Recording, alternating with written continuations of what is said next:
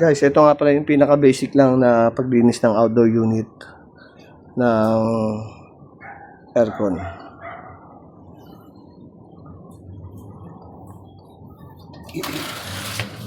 Yan guys, so ganyan kadumi yan.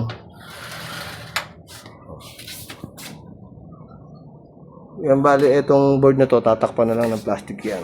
Tapos ito yung bubugahan, yung pinaka pins ng outdoor unit. Yan, sobrang dumi ng likod. Yan guys, madali lang baklasin yung mga yan. Ito yung pan niya, LC, pan blade, pan motor, tapos yung face cover niya.